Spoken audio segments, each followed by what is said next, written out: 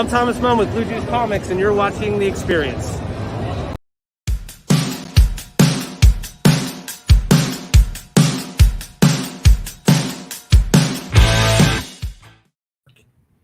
Hey, we got our buddy Rockin Robbie, and then I was coming back from lunch, and there was this like strange dude that was just kind of wandering around the parking lot aimlessly, banging on a window and banging on different windows. He was like next door banging on the window. I think they called the cops.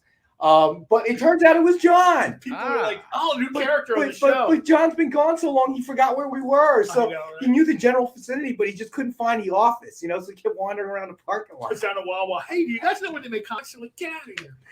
Adrian, what's going on in the house station, buddy? Sheldon as well. What's going on, my man? People roll in. Well, it's been like 5 weeks, right? So it has been a while. Probably wondering, that's something he moved. When was the last time you were on? It's like before Christmas, It was right? before Christmas. Yeah, it was before Christmas. It was after Thanksgiving, before Christmas. Yeah, we're in the third week of January. So, well, we can't all do that. We can't all just go on vacations for weeks and weeks at a time and, and do nothing. I'm sorry. We wish we could, but we can't, John. I cut it short. I actually told Tom Snigowski that I came back specifically to make sure, his Panther and so we got Bambi versus on track. All right, so we got Stevie B in the house. He says, "Hello, all. Coming off a great weekend. Jet didn't lose. That is absolutely true. Who's that guy blocking the plant? Right? Fire McCarthy. Oh, I've been just kind of milking the moment, my friend. I mean, that's beautiful. So we'll let you know 30 seconds ahead of time because we know Dallas fans have a problem with like keeping time. Oh, that's fun. That's funny. It's not the fans that have the problem. You saw the meme, right? Doritos. Oh yes. I wanted to. Cool Ranch and nachos. Right. I wanted to send that to JD to flash up on the screen, but I wasn't sure. If we get in trouble with licensing issues or whatever.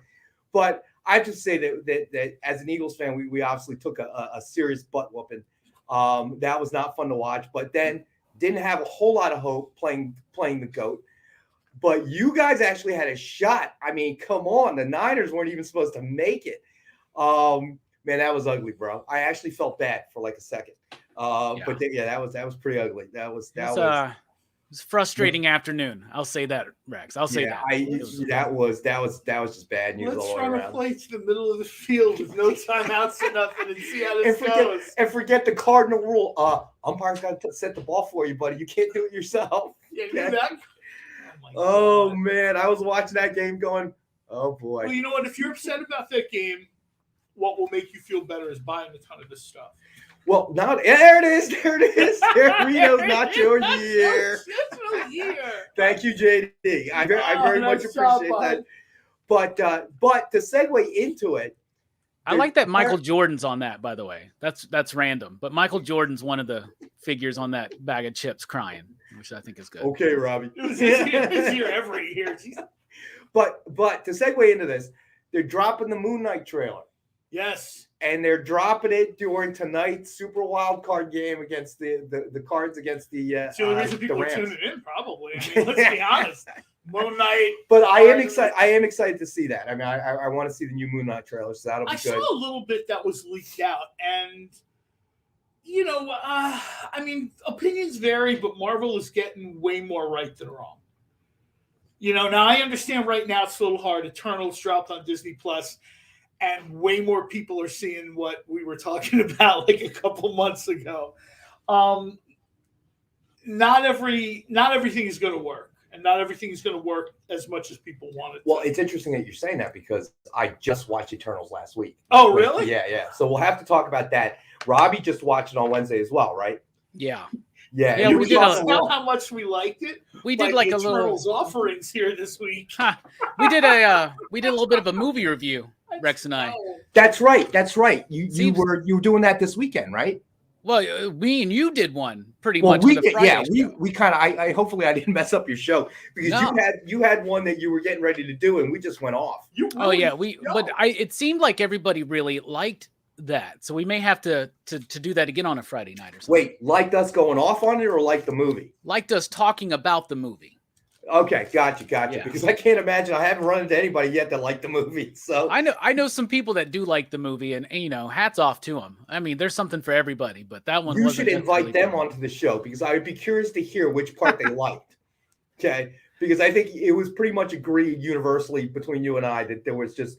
I mean, we couldn't stop talking about what was wrong, what they tried to do, but I think it would have been a better series, like Disney Plus series. Yes, It would have worked. You could have done that. Like tonight on PCP, we got PCP movie night. We're doing Super Mario Brothers, and that's obviously a bad movie, but at least it's fun. Eternals was rather dull for me, and it didn't have that Kirby excitement and energy. It really they took so many wrong turns there, but. John's got a slab book that I do have a slab book because I not only do I like this, but it's anything with Peach Momoko we've got to kind of lead with. Everywhere I traveled, I stopped into different comic book shops. Everybody's talking about this. Her stuff is front and center. This is like her 15 minutes. Yeah, you stopped at one in Myrtle Beach. A guy tried to sell you on a. He did. He tried to get me. He tried to get me on a pull list, and I explained to him. I was like, "I'm from New Jersey, son. I'm a bit of ways from you. I'm not going to be here every I'm only Wednesday." gonna. You know how you hate when people don't pick up their pulls. That would be me. Oh, look at that! JD liked it, so we did find somebody that liked the Eternals. Somebody else has got to be able to produce this stuff. Get out of here! No, I don't want that. All right, so what do we got? So we got Women of Marvel. Women of Marvel number 1, 9/8. This is just a really cool story. Of course, my guess would be that you are going to probably see something of significance in the future from the Women of Marvel. Not so much the X-Men or X-Women as they slang call it, or some of the other stuff. I think you're going to see maybe a little bit of a return to some of the older school stuff where, like a Marvel Showcase type title, where you would see something like Women of Marvel. I could easily see this moving forward, both on Disney Plus and just as a comic. Right. Like these story arcs where they sort of cover different characters that maybe don't have their books. Maybe they use it to, put the, try the, raise balloons, see if it works. Right.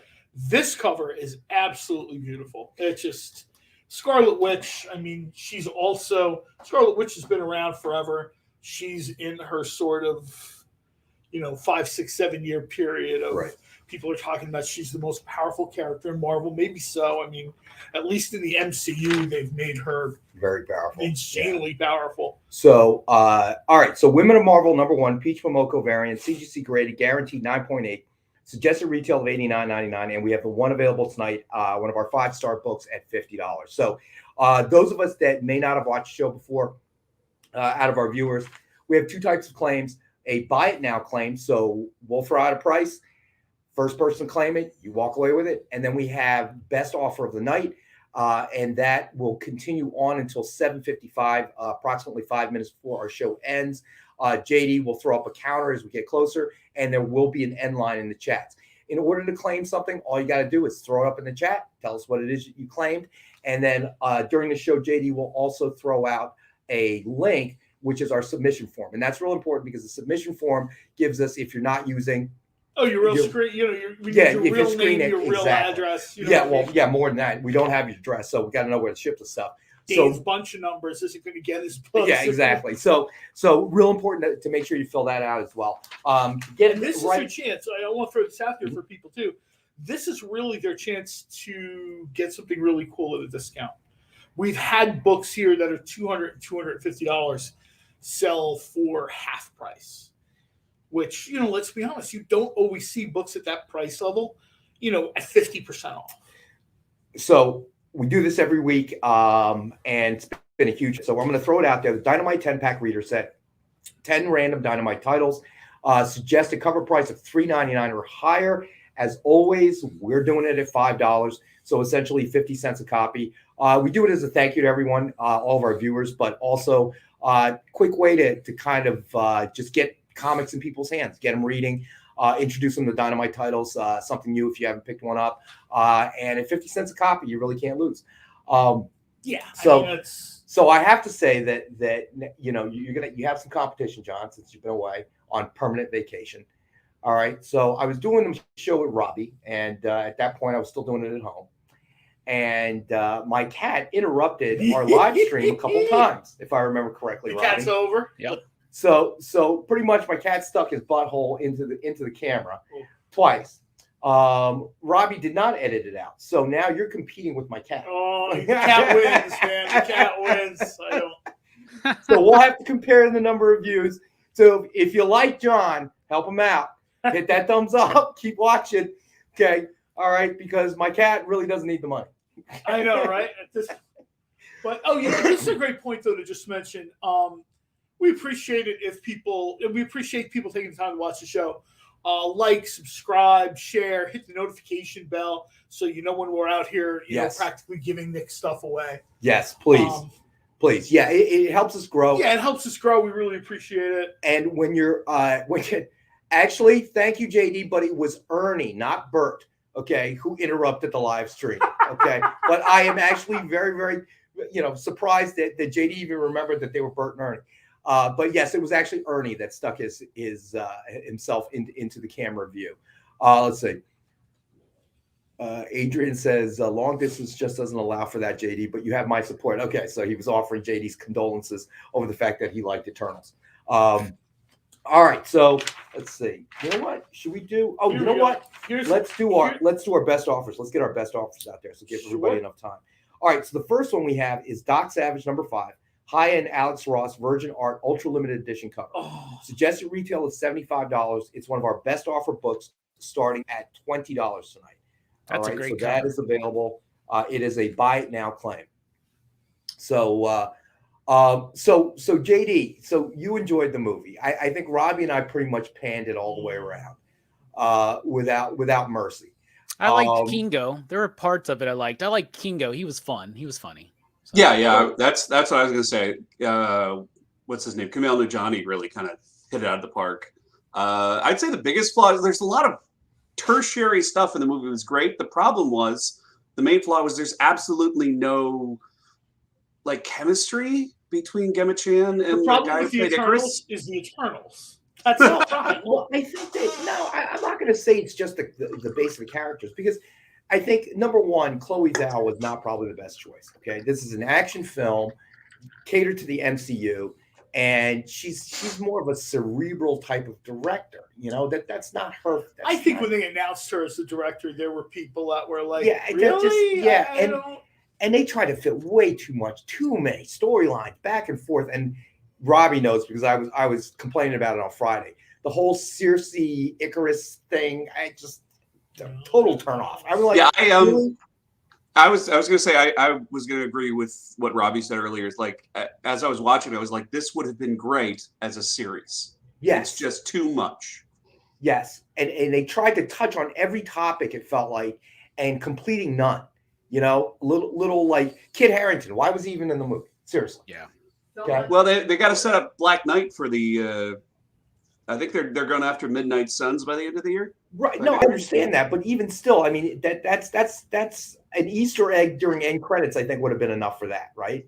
Did we really need to incorporate him as yet another love interest for Circe? I mean, I mean that's comic canon, though. I mean they are dating in the comics, or they have. So yeah, they did back in the Avengers days. I remember that. The movie was so much and yet so little. I like that. I do kind of like that. It is. It was summed it up. Never has so much been so sad. So much money spent for so little. Somebody write that down. Yeah, there was. There were just too many storylines going on. And I to JD's point, I understand what you're saying, JD. But by the same token, I mean, the directors have taken their liberal leave of comic book canon when necessary. That just seemed like it was just with everything they were trying to do. And then storylines, I don't know why Angelina Jolie was in the movie. Okay, once again, I guess it's just star power. The whole Gilgamesh story, I thought, with Angelina Jolie was kind of interesting, and then they killed him. It just like they completed nothing. They introduced something but completed nothing. That's it. Is the thing. They tried to get so much into the movie that they ended up only shallowly touching on all of these different little storylines, and you didn't really feel satisfied at the end, because they were all It was just little. John's shaking his head. No. I will pay Disney Plus $7.95 a month to take that off the service. I'll pay $7.95 for my service, and I'll send them another $7.95 to keep that off. Wow, I'm betting they're getting up calling meetings right now. That whole $7.95 a month. It could break them, John. It could break them. I don't know. No, man. It's like when I saw people defending Eternals on Twitter, I was like, do you have a pay tier where I don't have to see that? Like I muted all that stuff. It's called the remote control, John. Change the channel, brah. You spend that much time and money in the MCU. Be just like Robbie was feeling yesterday. I want to change the channel, but I can't. Yeah, it was rough. There's the length of breath of Marvel Universe, and you go with the Eternals. No. I think it just needed better execution. I think I agree with Amy on that level. I agree with John to a certain extent, but I mean, even if you take John's point, you say that the Eternals was just out of the entire MCU. You couldn't find, something better, a better, subject matter. The TV show would I agree with that. Wait, well, I agree with that. But then, by the same token, they took the Eternals and they completely screwed it up. Everything they could have done wrong, that they might have made it a better movie. They didn't. Ron has a request that we actually sell some comics. We could probably do that. We got enough CTA here. Which one do we want to do? Ron, tell us which one you want to see. I went Star Wars heavy because my jury's still out on Boba Fett for me. I don't know. What? Yeah. You know what? I love Boba Fett. You know why I love Boba Fett? The first one was kind of slow, I thought. Because it ticks people off. I just felt the first half hour was slow. This will be the hint for what book you should do next. Okay. Oh my God. It's not quite Green Hornet, but anybody wants to see. I don't know if you can see it. It's kind of black, but I'll give you a hint. We're going to do Star Wars. Take a picture of it on your phone for me and send it to me. Blank cover variant, signed and cover sketch art of Darth Vader by Ken Hazer. $89.99.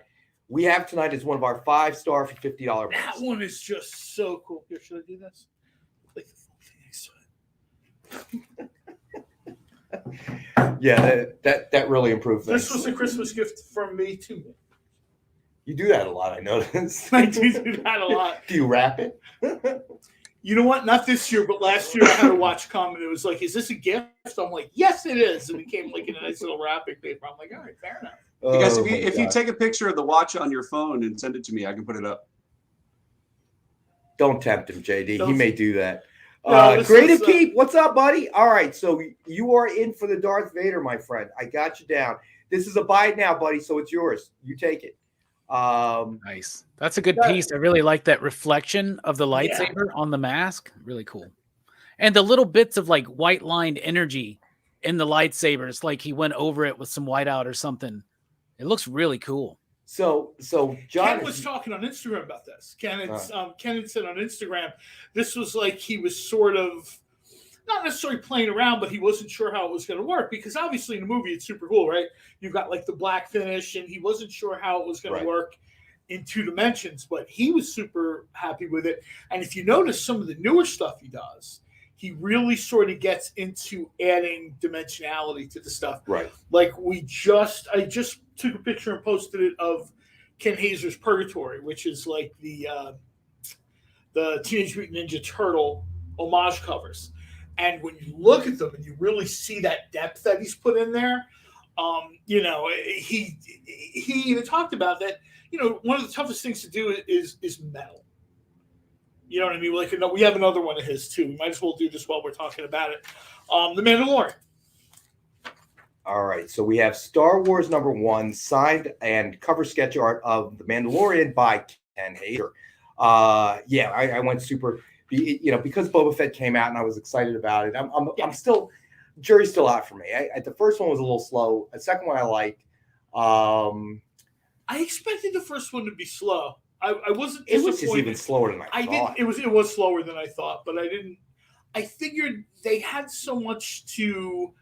You know what I mean? They had a lot to cover because the Mandalorian, when he appears, the spoiler alert, when he appears in the Mandalorian, you're like, oh, you want to see more, right? But how are they going to squeeze that in there? They don't Robbie, have you watched it yet? No, I still haven't seen any of them. I've heard that the first one was kind of slow. The second one was good, but I heard this new one kind of got dumb, is what some people were telling me. They said that basically like the Power Rangers showed up on some Vespas or something. I don't know. Yeah. All right. So Creative Keep is taking The Mandalorian as well. Gotcha, buddy. We got you down here. Nice. These are really nice. When you get these, the images don't do them justice. I always feel like we should tell people this. Yeah. The images, when you get these, you're going to open them up. Usually Dynamite wraps them in like 19 different versions of cardboard or whatever. By the time you get through this, you're going to be super happy. So, yeah. So go ahead, Robbie. What were you saying? No, that's just what I've heard, that the third one wasn't very, it had some weird stretches. Let's just say that. It does. I mean, I'm still going to watch the whole thing. I just, it's just that it's not, when The Mandalorian came out, it was kind of wow, So maybe we're a little desensitized. So yeah, I'm gonna give it a chance. Again, it's not that I don't like it, but I guess I was expecting the same kind of wow kind of experience that when I was watching Mandalorian. Yeah. And I didn't get that. So I did remind people though, the very first episode or two of The Mandalorian, if you separate out the hype, the first couple episodes of that show started kind of slow. Yeah, I guess they did. You know what I mean? Like, keep in mind, now we've got a ton of Disney content, right? When The Mandalorian first dropped, there wasn't a lot from Star Wars. Yeah, that's true. So everybody was super charged up, right? And then The Mandalorian, I remember thinking this first, my expectations for whether it's the first issue of a comic, first episode, they're always on the lower side because I'm like, a lot of times they got to tell a story from scratch, right? Now, The Boys avoided that because The Boys are awesome. The Boys TV show, episode 1, hits the ground running, never stops running. But even The Boys, which I don't know if I've seen any TV show better than that, a comic book based TV show better than that. Even sometimes The Boys has to stop for air. Every once in a while you're going to get an episode or a part of an episode where they're just like, okay, we have to do exposition, we have to do this, we have to do that. Right. So I will be the first to admit, this most recent episode of The Mandalorian, of Boba Fett, was, I don't know if this was someone's homage to Power Rangers. I don't know what the deal was there, but I just sort of, it's one of those things where I have to say, it's still, I think they might be relying too much on the fact that Boba Fett has been massively over for decades, and they figure they just slap his name on the property, right, and they can go to town. I mean, there's a Boba Fett special before the show drops, right? Right. And they talk about he's got 6 minutes of screen time. He's got 4 lines. 30 years later, the guy is still one of the most popular characters, and you're like, why? Well, I think cool. All right, It's the toy. That toy when it came out, and the fact that they it had the rocket launcher thing, and then they took that away, so it had this mystique about him. He didn't have a lot of screen time. He looks cool. That's all. I mean, really it. I think the one good thing about the first couple of episodes was it did explain what happened to him. Which has been a nagging question to everybody, like, how are you going to bring Boba Fett back? He was swallowed up by the creature, blah, blah, blah. But then some of the back and forth, when he's back on Tatooine and all that was just kind of ground to like a slow halt. Well, I'll tell you, that very much reminds me slightly of Kurosawa storytelling, and everybody knows Kurosawa had this massive influence on George Lucas, right? It reminds me a little bit of Kurosawa storytelling because you've got 2 parallel stories, right?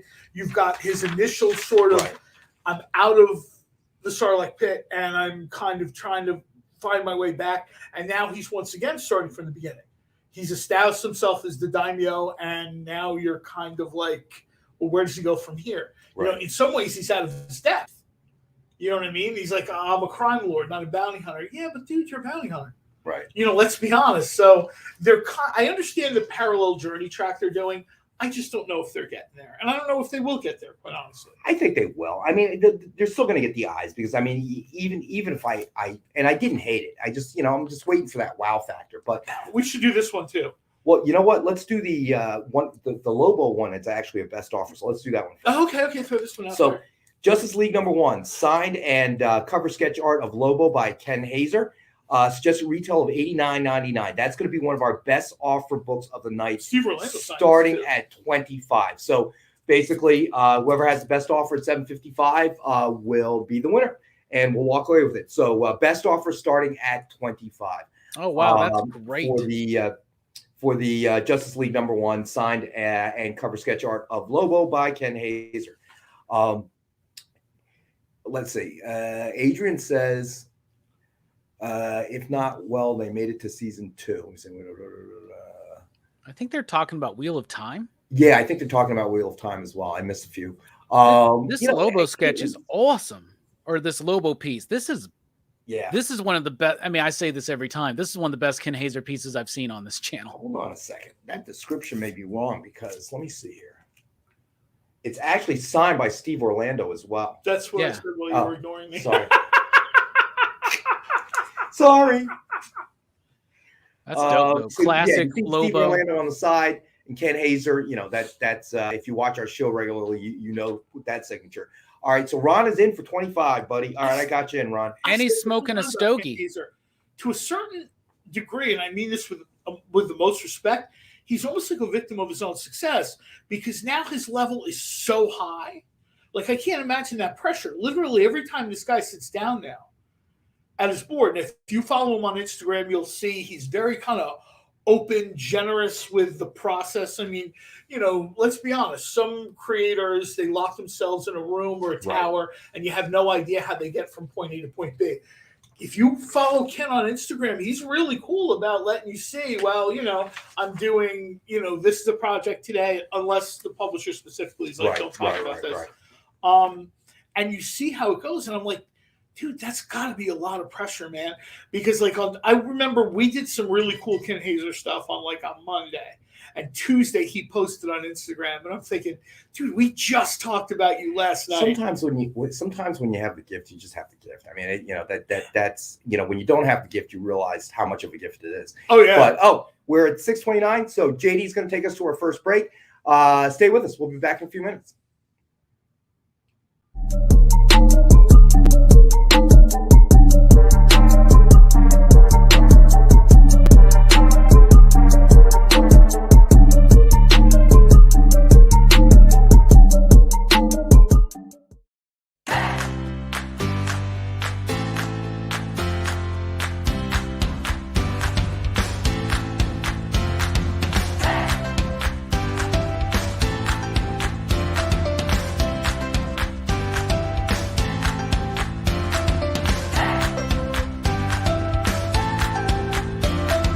There's something for every imagination at your local comic shop.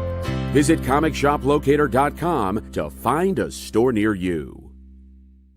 Imagine being at a convention and going to an interview panel that's just for you.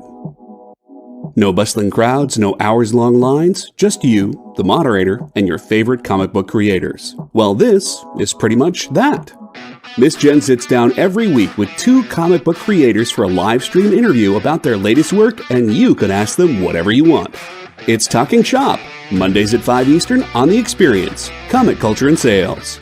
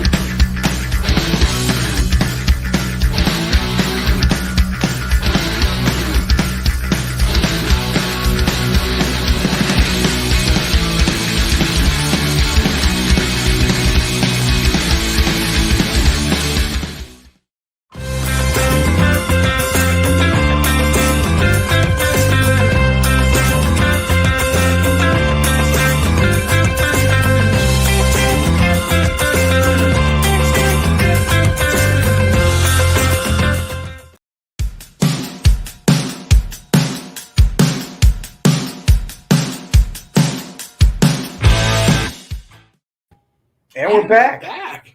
Just like that. So there he is. All right, Rockin' Robbie trying to recover from this horrendous Cowboys loss yesterday. Man. Hey, that would make too much sense. Jerry I'll tell you Jones what. never makes sense. Oh A can of Spam would be a better coach than Mike McCarthy. How about that? Ooh, don't disparage Spam like that, Here my comes friend. the Spam meme. Here it is, Spam FM. All Let's right. wrap up Star Wars. You want to do this last Ken Hazer thing? We'll wrap up Star Wars. Because we do have a lot of kind of cool stuff tonight, so I kind of want. So all right, so Star Wars #1 signed and cover sketch art of the Gamorrean Guard by Ken Hazer. We got to see a little bit of them. We got to see a little bit of them in Boba Fett, so that's why I figured, you know what, let's sort of. So suggested retail at $89.99 tonight. We have it one of our 5 books at $50. So and this is a buy it now claim. And once again, it's just he even makes these guys look good. I mean, this one's got literally no limit to what we've seen. What we can say, Robbie? It's got some depth to it, right? Like the highlights, the color, the shading. Yeah, it really this one really pops. The background behind them. All right, so Ron, sorry, Creative Keep. Ron beat you to it by like a millisecond. So Ron is claiming the Gamorrean. Gotcha, Ron. All right, so Ron is in for the Gamorrean.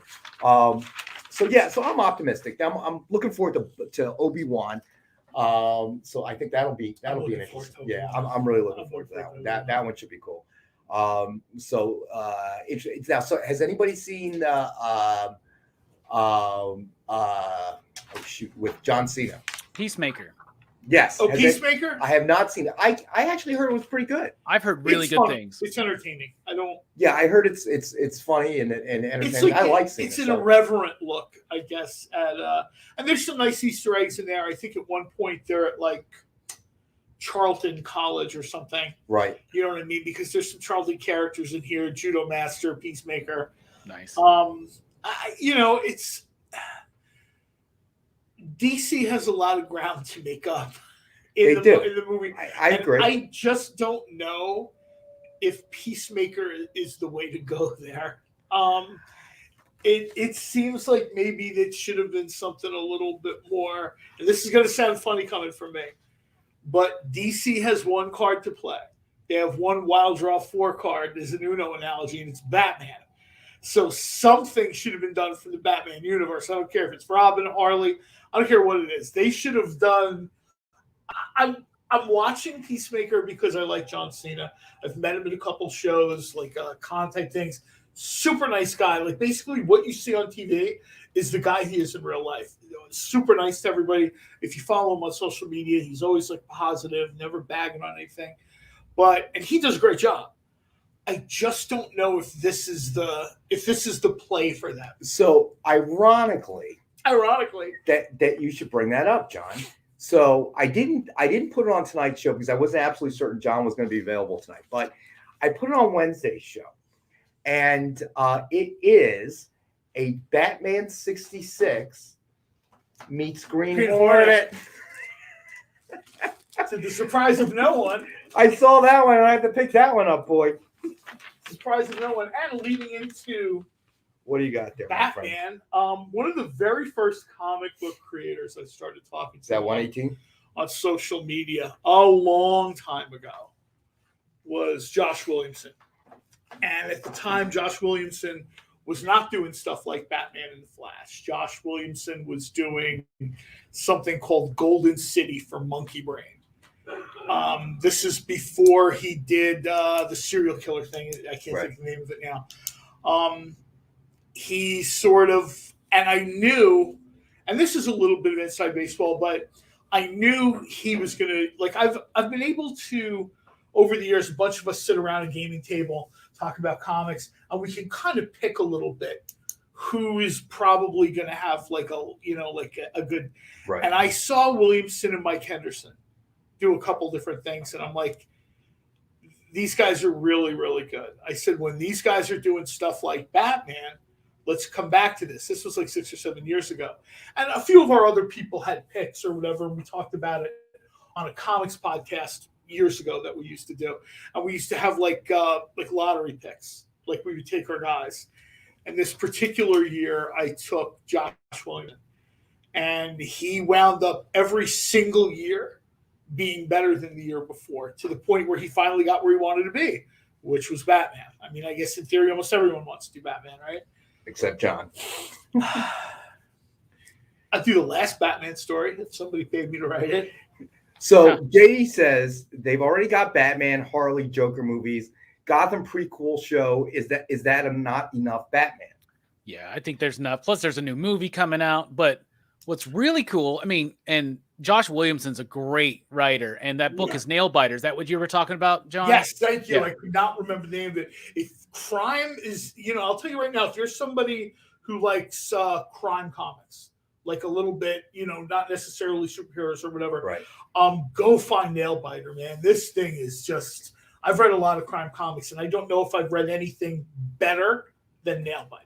All right, so Batman number 118, Todd McFarlane, Spider-Man Homage variant by Victor Bogdanovich, CGC graded, guaranteed 9.8, suggested retail of $99.99. Tonight we have one available for $69.99.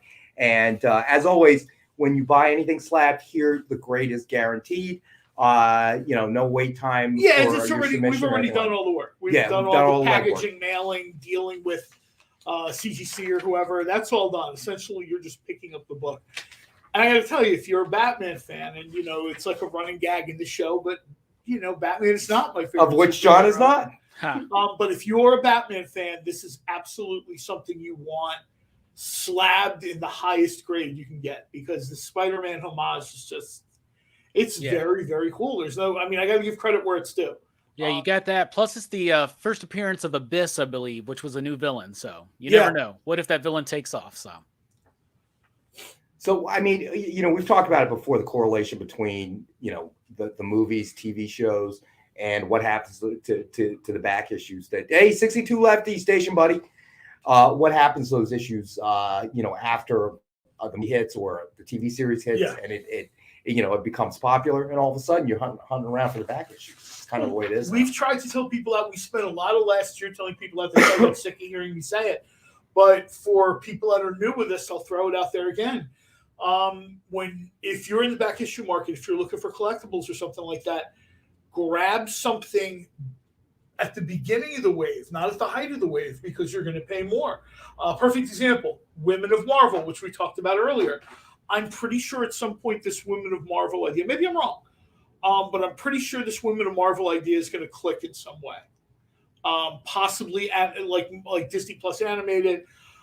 So you probably a book you want to buy now. Right. Because I'll tell you right now, when the way the market works is if a book is $150, when Disney Plus announces its launch of something, right, it becomes $250 like that. So, you know what I mean? It really is. And we never want people to buy stuff. This isn't the stock market. We're not trying to be CNBC here. This is the comic book experience. But if it's something you want to be able to get it at the best price you can get it for. Yeah. And I think there'll definitely be Peach Momoko collectors in years to come. So that's another part of why that in particular become increasingly popular. So, but to go back to a previous point about Peacemaker, I think, and you're right. I think DC has a long road to crawl back. They have not been as active. They have not been, turning it quite as quickly they as. They can only do Batman so many times. I know that I'm backing on a little bit, but they can only do Batman so many times. But I think with Peacemaker, they had kind of a choice, and I think that John Cena's star power, his ability to drag in those that may not be the traditional comic fan to watch the series, probably played a very large role. And so far, everything I'm hearing is that it's funny, it's entertaining, so it's getting traction. Ron wants to know the statue. So you know what? Just so we have enough time, because we have an hour and 20 minutes, we're going to go and we're going to hit that statue real quick. Hey, Ed, don't forget, Amy's got some special books. Just want to remind everybody. So Amy has some special books. She'll be back at 7. Nick, you're supposed to be wearing your hazmat suit. His hazmat suit. Who is that masked man? That's not a hazmat suit. They're usually yellow. I'm just saying. Nick, if that mask was green and had a black hornet on it, that would really help us out a lot. Look at that. We'll have a whole new line of masks. I got about Nick. We have to talk about masks off air. Yeah, John will buy them all, so that'll work. So that'll be perfect.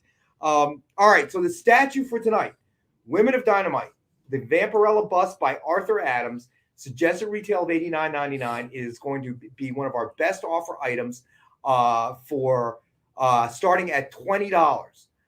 Lars, man, I want to ask you because we're always looking out for our viewers. Are you sure you want to go 75 on that without seeing the buzz first?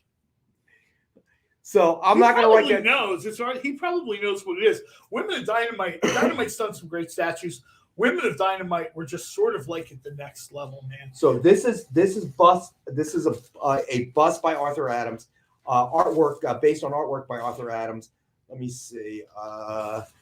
Hey, Amy, do you mind looking up the dimensions for me? I think I had it somewhere, but I can't find it. 8 by something, if I remember correctly. 8 by something. There you go. 8 by 4. Well, you don't want John working for the dimensions. Trust me. Nobody wants John working on the thermonuclear device. No, okay? well, that's it's 33 meters or something. I don't know. No, I cut the red wire. That's red wire, blue wire. I'm colorblind. All right, Lars Man is going 50. All right, buddy. I wanted to make sure because you jump right out there, but and we appreciate that, bro. I'll tell you though, we'll get you dimensions in a second. If you've been to shows where they have Women of Dynamite statues, they are expensive. The guys who haul these things to San Diego or Chicago from their stores, they're like, I'm not carrying this back. Yeah. So 7.5 in height. I'm sorry, say again? It's 7.5 in height. So 7.5 inches high. All right. And it's a gorgeous statue. So Lars Man is in the lead at $50. All right. So I think I need to do that thing that John loves so much. It's time for a recap, people.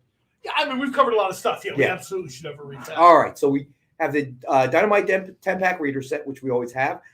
10 random Dynamite titles, suggested retail of cover price of $3.99 or higher. So suggested retail of $40 or more. And as always, we have it for $5. So 10 random titles for $5, 50 cents a title.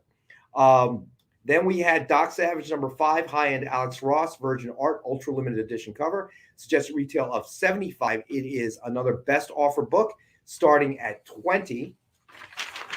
Then we did that went to Creative Keep. The Gamoran Guard went to Ron. Mandalorian went to Creative Keep. And let's see, the Lobo went to Ron. Oh, I'm sorry. The Lobo is a best offer book. So Justice League number 1 signed and cover sketch art of Lobo by Ken Hazer. Suggested retail of $89.99. Best offer starting at $25. And it is also signed by Steve Orlando. So Ron's in the lead with that at $25. Yeah, this is super nice. Then we had Batman number 118, Todd McFarlane, Spider-Man Homage variant by Victor Bogdanovich. CGC graded 9.8. Suggested retail $99.99, and we have one tonight available for $69.99. Then we did Women of Marvel number 1, Peach Momoko variant, CGC graded guaranteed. I'll be surprised if this lasts tonight because she's about as hot as it's going to get right now. Yeah, no, you're right about that. Cover arts and stuff. Suggested retail of $89.99. It is one of our 5-star books at $50. And then Women of Dynamite, Vampirella Bust by Arthur Adams, suggested retail of $89.99. Right now, our buddy Lars Man is in the lead at $50. So Lee Bizzle, thanks for joining us, man. We appreciate it. So let's see. All right. So there's a full recap. All right. So Robbie, why don't you pick something, bro? I didn't really. I don't have a list. Oh, you don't have a list. I don't have a list. But how about middle row in the middle, something over there. Harley Quinn. Let's do Harley Quinn. There you go. Which is Ken Hazer. It is. Ken Hazer does a very, very, very cool sort of. Good pick. It's another one of our best offer books. So Harley Quinn number 1, Dynamic Forces exclusive cover, ultra limited edition, head sketch edition by Ken Hazer. So you see the Harley Quinn head sketch right underneath the dog there, and signed by Ken Hazer. It is a suggested retail of $69.99 tonight. It is one of our best offer books, starting at $25. So whoever has the best offer at $7.55 takes it away. That's gorgeous. The head sketch is awesome, and also just a great Jay Lee cover. All right. Yeah. So that's really cool. Yes, agreed. Throwback to JD Berry's in for $25 on the Harley. You got it, buddy. That is a copper tone, right? Yeah, it's like suntan lotion or something. He's very much reached this. You can just pick his work out super fast. You know what I mean? He's sort of. I know he's been doing this for a long time, but right now he's in this zone of he wants you to identify his art immediately. like as soon as you see it. And yeah, I mean, that's just, you look at it, so much detail goes in. You actually have to look again. Now I'm looking at the gun, the dog, and I'm like, oh wow. So great Jay Lee cover, great cover art head sketch by Ken Hazer, also signed by Ken Hazer. So right now, JD, our buddy JD, is in the lead at 25.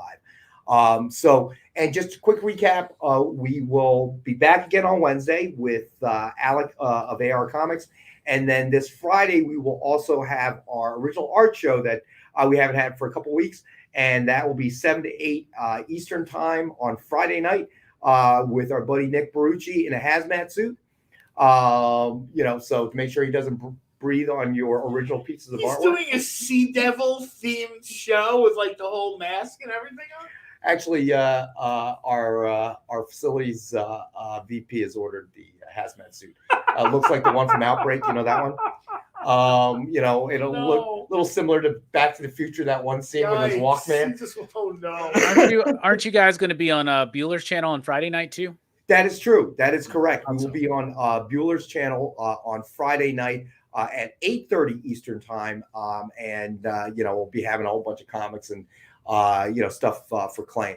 Let's see. Is there another Star Wars CCA? I can see the first row. Unfortunately, there is not. It has been all claimed. The Darth Vader went to Creative Keep. You got the Gamoran Guard. Mandalorian was. No, there really isn't anything else. No, there isn't. Mandalorian was picked up by our buddy Creative Keep, and you are currently in the lead for the Justice League Lobo. But I promise. You know what? I actually finished up Wednesday's show. Watch up there and see what. We have John's Darth Vader watch. Darth Vader watch. It's actually pretty cool. That's available tonight. And we're going to start at $1. I know. John's going to kill me. When we come back from next break, you're going to see John with his hands around my neck going, "You're not selling my Darth Vader watch for $1." Okay. Oh, man. Behind the name banner. Starting, JD is bidding a penny on your watch. Sold, JD, it's yours for a penny. John's going to drive it out to yourself. I keep waiting for a saturation point with Invicta watches. Oh, Nick just blew JD away. Nick's offering a $1.50. And I don't mean 150. I mean $1.50. You don't get the box with that, Nick. No, I get the box at home if you wanted it. But. For $1.50, don't give him the box. So, all right. So Ron's going to take the Women of Marvel slab for $50. That's a great pickup. Yeah, there's a great pickup. Like I said, not only is the. Oh, actually, I'm sorry. Wait a minute. Oh, yeah. No, that's right. You're good. Never mind. Ignore me. There we go. So Ron, it's at 50. Go ahead. I'm sorry. No, I mean, not only is the Women in Marvel thing, I think, going to take off, but Peach Momoko is at a level now where I think you're going to see her begin to cross over more. There are certain artists that can just say, well, this is what I want to do. And, and I think she's just about there. She picks up the phone, or maybe she has an agent pick up the phone, and she calls whoever and says, hey, you know who I haven't drawn? And the next thing you know, that character is front and center. Right. And I think that if you look at the reaction to what she does, you hang out in the chat rooms and the Facebook groups, and you see the love that people have for. She hasn't been doing this that long. You know what I mean? Like we talk, certain artists, like if you're in the Raising Cane Facebook group, right? There's like guys older than me that are worshiping Gil Kane, and rightfully so. But I think Peach Momoko has gotten pretty far, pretty fast. I mean, 5 years ago, I don't know if anybody really knew who her name was in the comic book industry. And now there is like a real serious kind of niche collectors for her. Right. And my guess is, she'll probably reach that area where I'm not going to do this. And I realize, because Lars Man brings up a good point. Not everybody is necessarily a Peach Momoko fan, but her ability to kind of make a mark so quickly is a good point. Yeah, I mean, she kind of carved out a niche. I agree. I do not think that she has the broad-based appeal that maybe some other creators do, but she's managed to kind of entrench herself in the community, kind of carve out a space for herself pretty quickly. And if you see interviews with her, she's very, I guess the best way to put it is she is very artistic. Yes. You know what I mean? She's like, this is what I feel. Like even if you're not a huge fan, I mean, what she can do with watercolors is absolutely amazing. So Ron wants to know what's in the Megamix set tonight. All right, so tonight we have a Walking Dead Deluxe Megamix set. So it includes the Walking Dead number 168, variant cover CGC graded 9.8, Walking Dead number 150, rare Tony Moore variant cover signed by Stefano Guadiano. The Walking Dead Governor Special number 1, ultra limited edition signed and cover sketch art with a silver zombie head sketch by Ken Hazer. Walking Dead number 150 blank variant sketched edition signed by Stefano Guadiano and remarked with a Walking Dead character sketch by Ken Hazer. So you're going to get all 4 pieces. Suggested retail of $369.97, and tonight we've got the one available for $199. Wow. So, any Walking Dead fan that's out there, this is your moment, man. Yeah, this is a great kit. I know there's Walking Dead fans out there, and they see us do all this stuff with like Star Wars and Batman, and they're like, "Come on, your moment has come." Yes, this is absolutely your moment has come. All right, so Stevie B has a question. So he says, "Peach is everywhere. Is she not a Marvel exclusive any longer?" I don't know the answer to that. I honestly don't know. Me neither. I mean, that's a great question, but I don't think if anybody has it out there, certainly throw it in the chat. Or I do not know if she's. I don't know that answer. What's crazy though is that she's not. Sometimes Marvel exclusive just means you can't work for DC. Like you'll agree not to work for DC. Everybody else is fine, and I don't see anything from her over at DC really, right? So I think there's some level. I've seen anything for her. Say again, Robbie. I think there's some level of exclusivity that she has with Marvel right now, but I don't think that actually makes sense. But like with the Titan books, because I know she did. I don't know. She still does other stuff, but it's not like DC. So it may be one of those like kind of deals they got where like with Donny Cates, where he can do his own thing over at Image or at another publisher, but not necessarily anything at DC. Not one of the big boys. I got you. That actually kind of makes sense to me. That would make a lot of sense, So here we are. All right. So let me read through one more time. So the Walking Dead Deluxe Megamix set, Walking Dead number 168, CGC graded 9.8 guaranteed. Walking Dead number 150, rare Tony Moore variant cover signed by Stefano Guadiano. The Walking Dead Governor Special number 1, ultra limited edition signed and remarked with a silver zombie head sketch by Ken Hazer. And Walking Dead number 150 blank variant sketched edition signed by Stefano Guadiano and remarked with a Walking Dead character sketch by Ken Hazer and is signed by Ken Hazer as well. Get all 4 books. Suggested retail of $369.97. You get all 4 books for $199.99, and we have one of these sets available today. Yeah, that's. All right, so let's see. Should we do one more before we have to go to break? Boy, we're rolling through the books, man. We should do one more, and I'll tell you what we should do. Most people have seen Venom has reached digital platforms now. I am not the biggest Venom fan. I know it's super popular. The movie did really well. This web Remember, Amy has more books. Amy has more books too. This web of Venom is signed by Donny Cates. We've talked about this before. There's not much Donny doesn't do that doesn't turn to gold. This is just a nice, clean copy of a cover. This is the kind of thing that maybe someone would consider getting slabbed, like on a personal level. Right. That's just a really, really, really nice cover. So it is Web of Venom, Wraith number 1, signed in silver by Donny Cates. Suggested retail of $69.99. And we have one available tonight at $39.99. So that is a buy it now claim. That's one of these nice, kind of steel books. Wait, how much did you get that for? Right. Agreed. Found out a little bit more information about Peach Momoko thing. She signed the exclusive deal in October of 2020. Okay. So that may already have been. It may have been like a year-long deal or something. So, yeah. So it may have expired. Yeah, because JD Barry says that there's a 1 in 100 Peach Momoko Batman in synth coming. So she's probably hiring out now. working with other companies, including DC. So that's great. I mean, if you're a Peach Momoko fan, again, it's not for everyone, I know, but it is amazing how quickly she rose. And again, I'm always amazed by anybody that can do anything with watercolors. I like a lot of her stuff, and some of it is just kind of okay. You can sometimes see where she puts more effort into certain things, but like not just because you guys are Dynamite, but those Dynamite covers she did, like Red Sonja, Vampirella, those were like awesome. Some of the Power Ranger covers she's done have been really nice. So, but then sometimes she just she did a Blade cover, and I'm a huge Blade fan, and it's kind of dull, it's not really that great. So you might be able to answer this, Robbie. So Lee Bizzle's asking, will it be her first DC cover?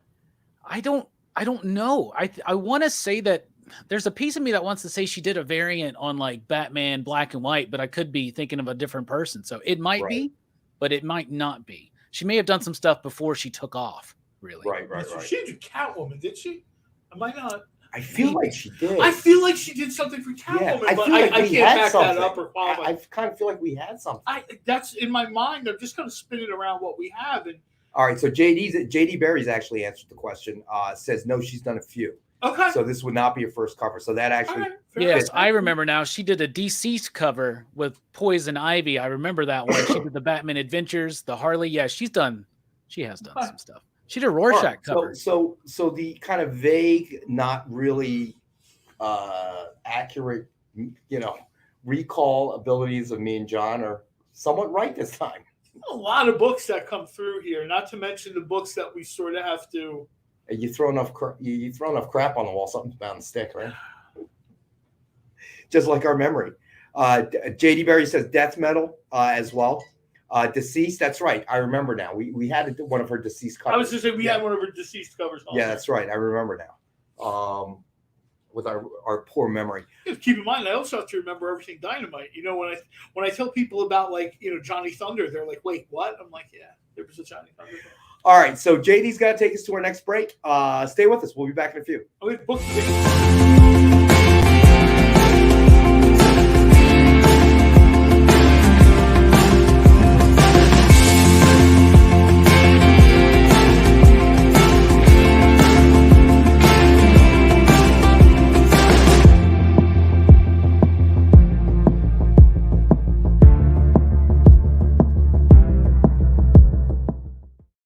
They say it, and it's true, that everything is getting faster. You're not getting any younger, and time is the single resource that you can never get back or get any more of. So why walk into your local comic shop blind when you can go in laser focused on the best books on the shelf? Hi everybody, and welcome to Minute to Skim It. Yeah! Spend 1 hour with Miss Jen and Bean, and they'll give you rapid-fire reviews of all the new comics hitting stores. Spend less time shopping and more time reading. This is Provenance of Secrets. This is The Heathens. I read Wolverine number 17. Minute to Skim It, every Tuesday at 7 Eastern, 4 Pacific, on The Experience, Comic Culture and Sales.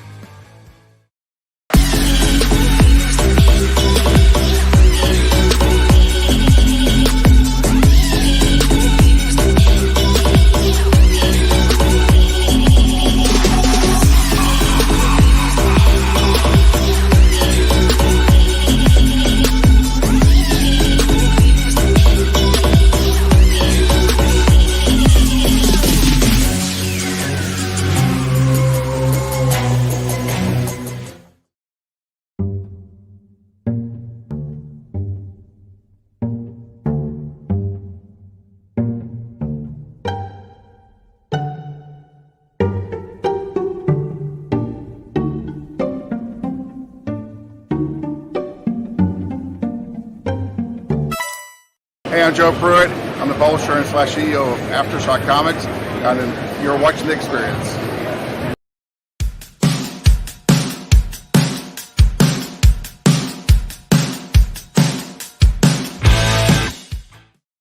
And we are back with a new segment called Books with Amy. I don't think it's going to be a regular segment. Rex had to slide on down the bench, and we tabbed Amy for some very cool books, actually. We're just going to show off some Dynamite premium books that came in, I believe last week they came in. But check them out with me. This is for Nick's number 3, and this is the Rose Besh cover. What do you guys think?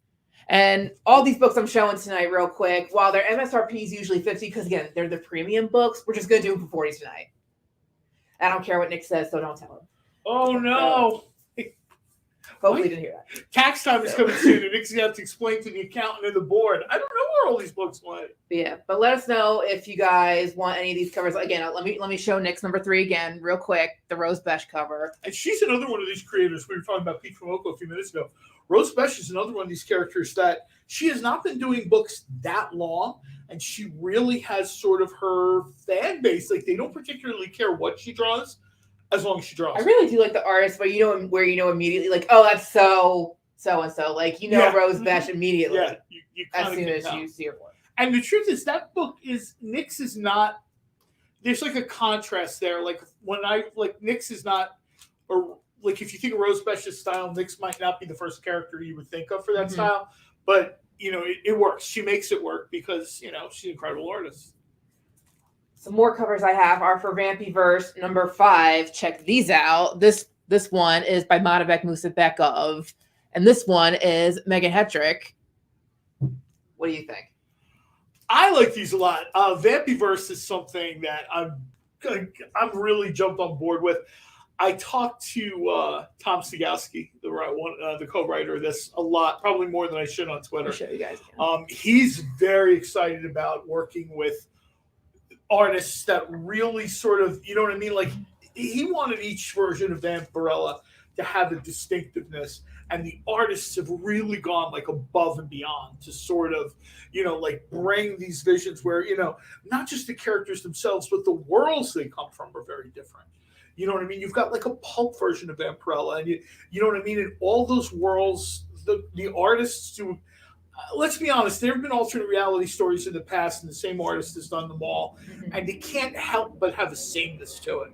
When you get this level of, when you get this many artists to do this many versions of the books, really kind of, puts Vampyverse, just like it's on Universal, at like a different level. One of my favorite things in the new issue of Vampyverse is there's the Invisible Man version of her, and it's Invisirella. Invisirella, yeah. I love that. That's so fun.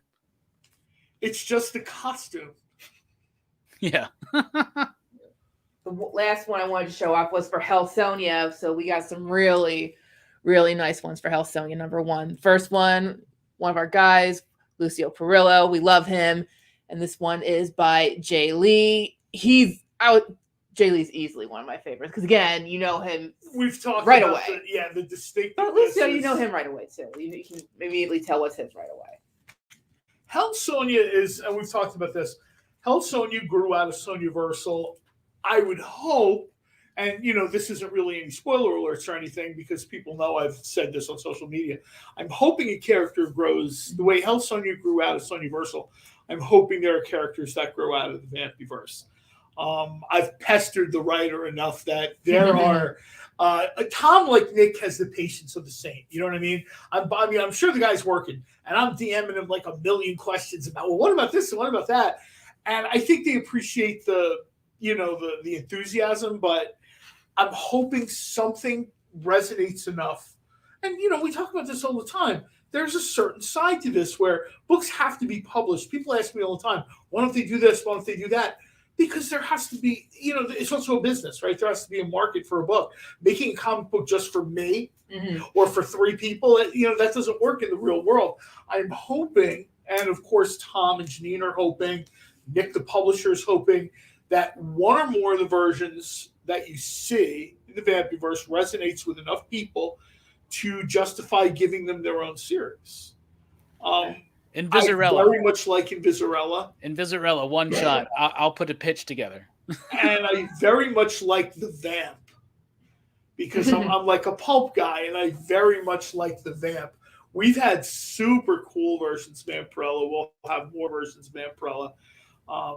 And probably my favorite version of Vampirella started very early on from Legendary.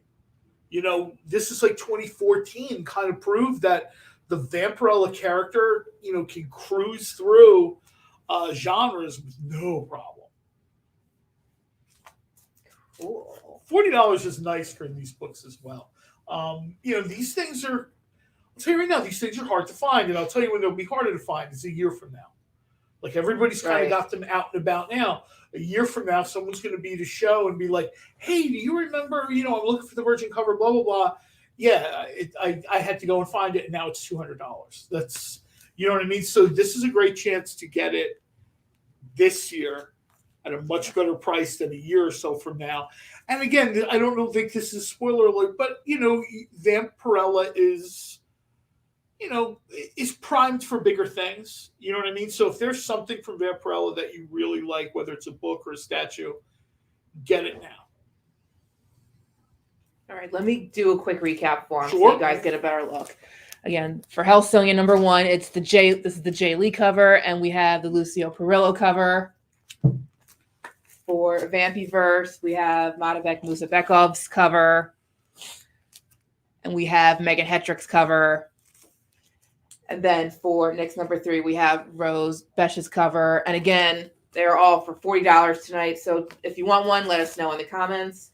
And I think my work is done here. Rex, you ready to come back? Sure. All right. Thank you, everyone. Thank you. That was this I'll be in week's the back. Amy. I'm off screen. I'm the voice off screen. And we're back. Here. Or at least I'm back. Meanwhile, Rex and I are wondering, how come we never get to sell the good books? How come Nick only trusts Amy with those? I'm okay with it. Let's see. Okay. So, all right. So, what do we want to do next? It's just not a character I'm a fan of. Is there another Batman book we didn't No, do? it's not. It's Deadpool. I'm not a huge Deadpool fan. The guy's appeal is undeniable. People love the character. Ryan Reynolds jumping into the role only solidified it in pop culture. And there are a ton of Deadpool fans out there. So, I think maybe we'll grab Deadpool Illustrated. This one is signed by Colin Bunn. There's only 25 copies of these. And this might be slightly for older collectors, but Classics Illustrated is a big part of your childhood. I know that I was not the best student in school, and a lot of what I learned in literature, I learned from like Classics Illustrated, which were essentially comic book versions of things like The Count of Monte Cristo. This is Deadpool Illustrated, Moby Dick. Number one. Signed in blood red by Cullen Bunn. Suggested retail of $39.99. We have one available for $19.91. For the year that yes, I believe it. It's the year Deadpool first appeared, right? Yes, it is. We have no idea who created that character other than Louise Simonson, right? JD, it looks like JD wants to claim it. All right. It's a nice book. Fabian was on the book when Deadpool came in, right? Wasn't Fabian on 98? Fabian Nicieza? Fabian and Rob? Yeah, I think so. Right? I think Wheezy was already out. I think. Yeah, I think so. All right. So, okay. Well, we got you down, JD. We might as well do this one too if we're Deadpooling. Speaking of Fabian Nicieza, this is Deadpool #2, signed in blood red again, and there's only 20 copies of these? Yeah. This is #7. This is a nice low number too. Very cool cover. Deadpool #2, ultra limited blood red signature series, signed by Deadpool co-creator Fabian Nicieza. Suggested retail of $89.99, and it's one of our 5-star books at $50. So you guys can have this one on broke. So that is also available. And we can't do Deadpool. I guess we could, but we can't really do Deadpool without talking about Wolverine. Yes, we can. Yes, we can. It just to me these are all part of a corner of the Marvel universe where they're just cutting people's heads off, and that's not really my thing. That's not really my thing at all. But Logan Legacy, Death of Wolverine. This is #1.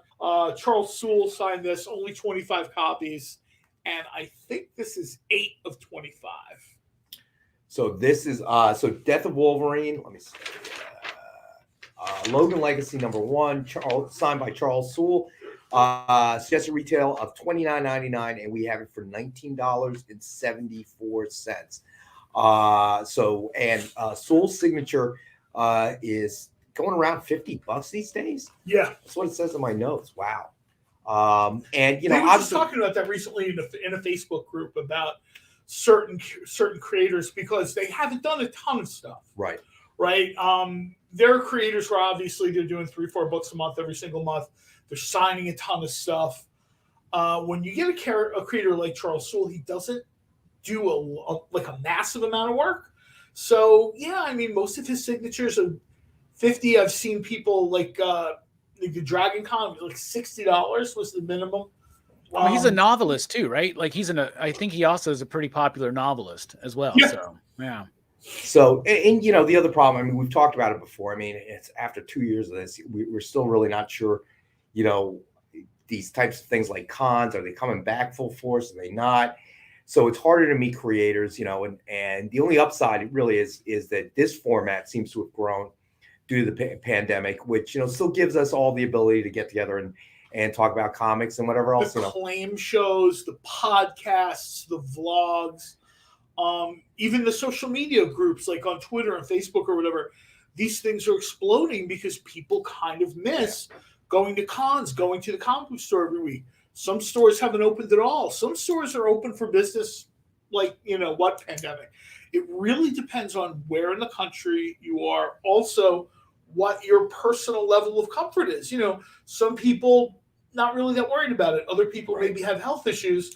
So there's definitely uncertainty of where it goes. And that's why I love that we're able to get these books to people at a kind of price. You know what I mean? Let's be honest. When you order food online, your $11 sandwich is $26. That's just the way it works. You're now having a $26 chicken sandwich. All those ghost kitchens, all these ghost kitchens, and I've come from that industry. I know what that's like. But you're paying $26 for a chicken sandwich. In a lot of cases, you want to buy a book that's $40, $60, $80. Circumstances have pushed the prices way beyond what you would pay if we, in a multiverse where there's no pandemic. This is a book, I think, which is sort of where I was going with this thing. Gunslinger Spawn, #1, 9/8. This is a book that I think, of course, I mean, it's Uncle Todd, so you can't really say too much. You know what I mean? But I think that the fact that people cannot get out to cons as much as they used to is part of the reason why the price of this book is wild and crazy. Yeah. You look at a store in Los Angeles and the ask for this book is, like you do a double take. You're like, wait, seriously? I only want one copy. What do you mean? So, all right. So Gunslinger Spawn, #1, CGC graded, guaranteed 9.8. And we have one available tonight for $79.99.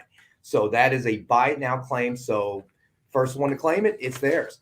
And man, we've covered a lot of books tonight. So that is a beautiful cover too. I mean, it is. That the Mcfarlane cover? That is, yes, correct. Nice. I love that cover. It's got the Billy Jack hat. I mean, Billy Jack, man. He's such a cool character. Came out?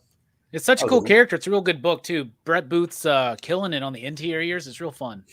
That and King Spawn. I love King Spawn. All right. So you know what? Let's do a quick recap, boys. So Dynamite 10-pack, 10 random Dynamite titles, suggested retail of $40 or higher. As always, $5 for the set. 10 random titles for 50 cents a copy.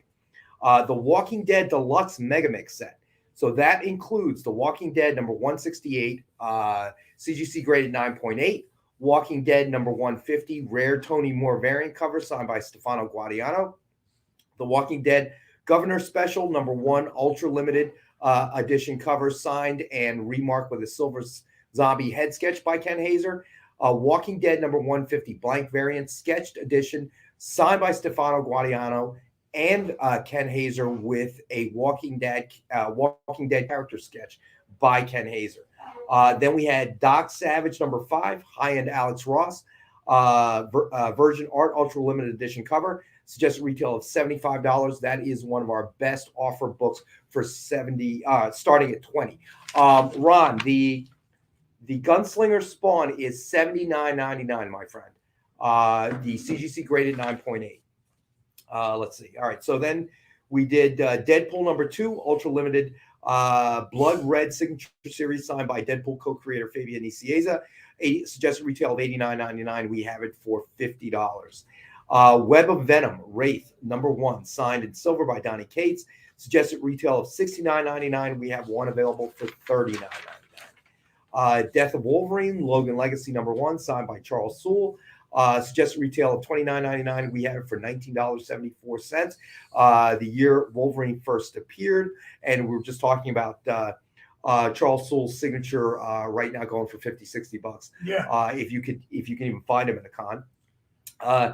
Deadpool Illustrated was claimed by our producer JD. Star Wars #1 with Vader was claimed by Creative Keep.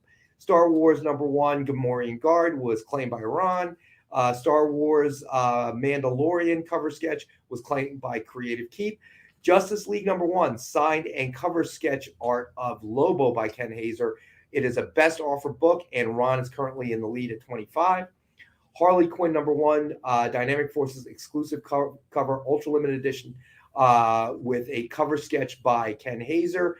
Another one of our best offer books. JD Berry is in the lead at 25. And then Gunslinger Spawn #1, CGC graded 9.8. And Ron is claiming that. So Ron, you got it. Ron has claimed the Gunslinger Spawn, so that's gone. That is so nice. And let's see, Ron claimed the Women of Marvel #1, Peach Momoko. And then, excuse me, we still have Women of Dynamite, Vampirella Bust by Arthur Adams. And it is one of our best offer of the night, takes it. And currently Lars Man is in the lead at $50. And I think that brings us up to speed. And we only really have a handful of books left to feature. So, don't worry, we'll run around and find something. Yeah, you'll run around and find something. Is what I'm saying. I haven't run since the 90s. What are you talking about? Run. So, all right. So, what else is coming out this in like the next couple of weeks? No 62 Lefty. We have not really talked about spam at all. I threw it in there one time. Yes, you did. We probably should, but we should probably. I saw a little interesting tidbit that I forgot. Not that this is good news, but every time there's a new variant and cases spike, things like spam disappear off the shelves. And why? It's in this part of the country, snow means spiking sales of bread and milk. Yes. And because we all need to make French toast when it's I always said I never understood that. The making of French toaster in a snowstorm. I don't either, to be honest. But things like spam, things like Vienna sausages, these things are twofold. One is they're shelf stable for an extended period of time. That is true. And the other thing is there are a massive number of people. One of my longest mutuals that I talk to on Twitter, years I talk to this person every day. She loves food. She does not cook like at all. She is used to going out to eat 5, 6, 7 times a week, sometimes multiple times a day. Well, the pandemic came and suddenly it became real difficult for her to go out to eat. So she was looking at these dump cake type deals where I learned how to cook something in the slow cooker. She has no cooking skills at all. So we saw everyone in our little chat group started giving her the easiest recipes. And I told her right out, one of the easiest things you can do is literally piece of bread, piece of American cheese, piece of Spam, piece of American cheese, piece of bread, put it in the toaster oven, and hit toast. You know, you should turn her on to this, okay? When my daughter first went her freshman year, when she went away to college, there was like no point in cooking, anymore. I just didn't feel like doing it, right? Yeah. And I was trying to eat a little healthier. So there was, look at this. JD's got all the varieties. I've never seen some of these variants, and I really want to try this. I haven't either. So I started ordering these microwavable packaged meals from Freshly. Okay. All right. And they were supposed to be, better for you and whatever. And it was okay for a while. but their menu didn't have enough of a mix. And then after a while, I got kind of sick of it, and they'd send you this stuff, and you try to choose or whatever. And then, believe it or not, do I want the salmon I don't want to eat, or do I want the chicken I don't want to exactly. eat? What am I going to choke down? And then it got even worse than that, because when they ship it to your house, they ship it in a box about yay big, and there would be all this coolant stuff they couldn't pour down a sink or anything like that, right? So all of a sudden, and they weren't small enough that you could use for like a cooler. They're like big, like this, right? So either you'd have to fold it in half and have a cooler big enough to contain it, or it just became garbage, right? And it was really complicated how you had to get rid of the liquid. And I'm like, this is worse than cooking. Some of the meal delivery services are awesome. I'm certainly not bagging on anyone, but there are issues. There are problems. These are wild, man. There's a ton of versions of Spam, and I'll tell you right now, if you want to see a ton of Spam versions, go to Mexico. You go to Mexico grocery store and you take a picture, like the whole aisle is Spam. And all we have at my grocery store is just Spam light, low sodium, and then there's one. It's like Spam with bacon. That's all I can find. Because bacon goes with everything. I mean, we all know this. You might as well put some bacon on your Spam. You should, But that gives me an idea. Bacon wrapped Spam. That could be really good, man. I got to tinker around with that a little bit. So let's see. So Stevie B says a perfect survivor's kit: Parmalat box of matzah and any kind of Spam. He's not wrong. I mean, absolutely not wrong. Ooh, look, hickory smoke flavored Look Spam. at that. That sandwich looks delicious. Little egg, Spam, cheese, like little. It looks like an English muffin. Is that an English muffin? Something. It's a McGriddle. Right now I feel like Spam. Well, the Spam I have tried recently is jalapeno Spam, and it's really good. It is good. It's really good. Like it's an authentic jalapeno flavor. It's not like some chemical like the Matrix. Like, wait a minute, you didn't know what to make this taste like, so you made it taste like chicken. Sometimes when they do these artificial flavors of things, you don't know what this was. No, it's real. If you know how Spam is made, you can understand how they can easily throw pickled jalapenos. I don't want to know how anything's made. Anything that's processed, I don't want to know about it. Okay, I want it to come in a can. I want it wrapped in styrofoam with plastic wrap around it, like my steak. I don't want to know anything about it. But that's the problem with those food services. Their menus are not as extensive. That was the problem. You usually get a couple chicken dishes, a couple of everything, right? So, and you got 30. Even if you're just using it for supper, you've got 30 dinners a month you have to pay for. Well, I mean, you could. The thing about Freshly is you could kind of. They had like different programs, so you didn't have to. So I was ordering like maybe 4 a week, but even still, then you would get there and you would get home. You'd be like, man, I don't really want to eat that tonight. Then you do something else, but then it's starting to pile up. Yeah. Right now, you're like, well, I got to eat it now. Okay, otherwise it's all going to go bad, right? Yeah. A buddy of And it mine was used such to pressure. invite people in his apartment building over for dinner parties. He had, I don't know if it's Freshly, he had a very similar thing. Yeah. And what would happen is it would pile up, and then he'd have 10 dinners, and he would invite people over for his apartment. He'd be like, I got to throw this out if you're not going to eat it. So yeah, I mean, the Wawa's, which is a convenience store local to here, was carrying Freshly stuff for a while. Yeah. But then Wawa figured out, well, gee, we're a huge organization. What do we need you for? We don't need you. We can put crap in a piece of plastic, bowl and here you go. Put saran wrap over it, no problem. And then now it's been replaced. Here's your quinoa. And I don't eat those either. Hey, Dave, what's up, buddy? We'll do a quick recap for Dave when we come back from the break. We should do one more book before we go to break, though. All right, let's do one more book then. Pick one. We might as well do the Hulk. This is like a Scotty Young look to it. Mark Waid. Oh, it's signed in green. Finally, I've been crying for an Emerald Signature Series. Is forever. it the right shade of green though? It is the right is shade of green. really? It's an Emerald Green, 14-25. And Mark Waid, who I've been fortunate enough to talk to Mark Waid several times at shows over the years. The guy is as gracious as the day is long. One of those guys that just loves comics. You know what I mean? I think sometimes there are stories about creators where they get into it and the business overtakes their love of comics. Right. This is a guy who close to 40 years he's been writing comics. And he's still, you meet the guy at show, you talk to him about stuff, the most insane minutiae thing. Guy is a lifelong fan of the Legion of Superheroes. This is Indestructible Hulk #1. This looks like a Scotty Young variant. It is. So it's Indestructible Hulk #1, Scotty Young baby variant, signed in Hulk green by Mark Waid. Suggested retail of $69.99, and we have it tonight for $50. It is a buy it now claim. And as you brought up, I mean, beyond the fact that cons are more difficult to go to these days, obviously also, when you talk about Mark Waid, it's a difficult signature to get, even, not even considering the pandemic and the fact that cons aren't really going on.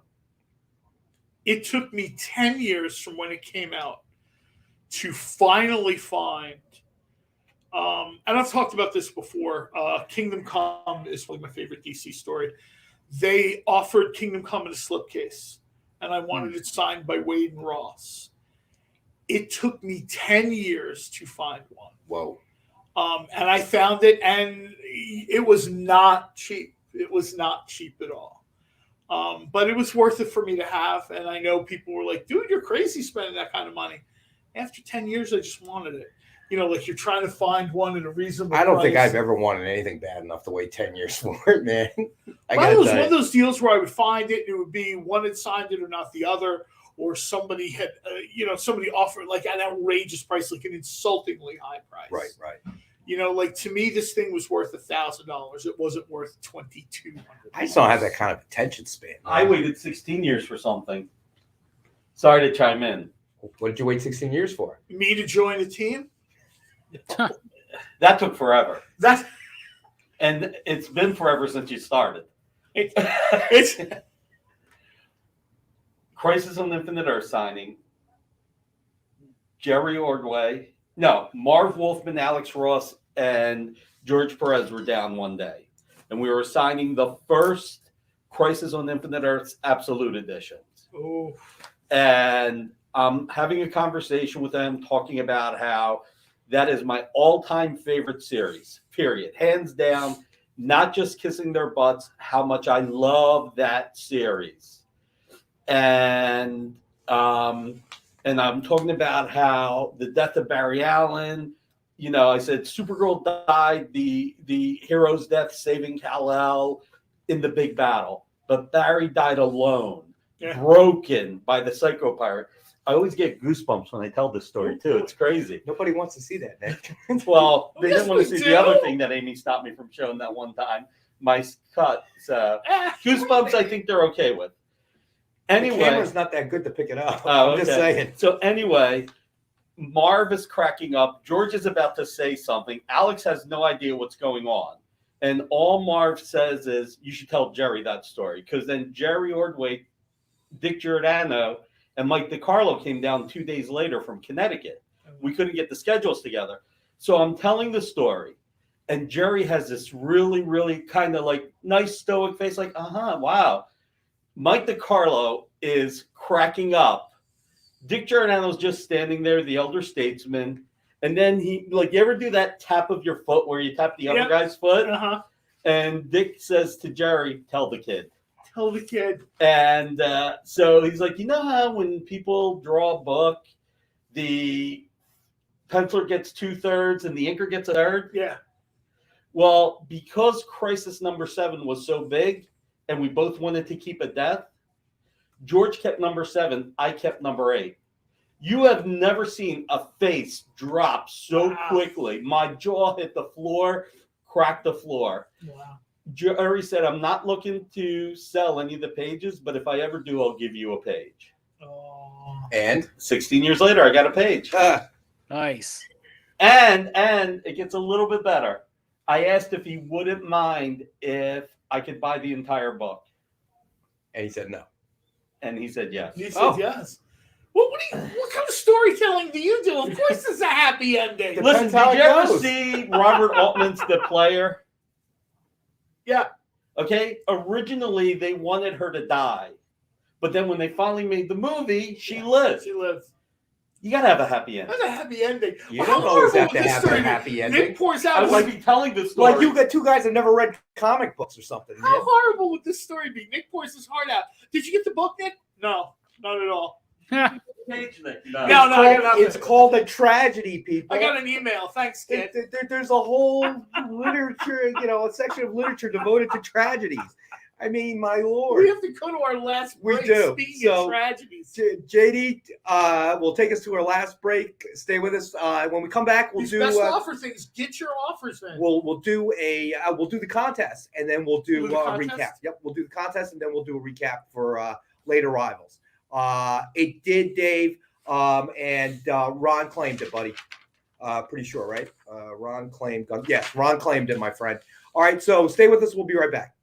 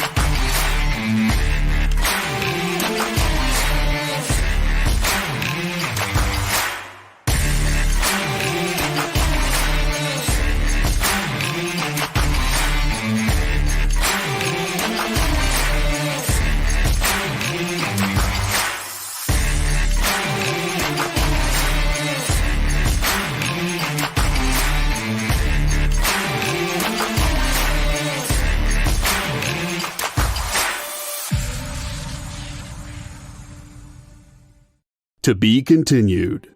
3 little words that hold the secret to the next great story. 3 words that will thrill you, confound you, give life to new possibilities. Every variation of To Be Continued is a promise of adventure, a promise of excitement, a promise of unseen wonders and unexplored worlds. A promise that every issue you read makes you a part of a never-ending journey.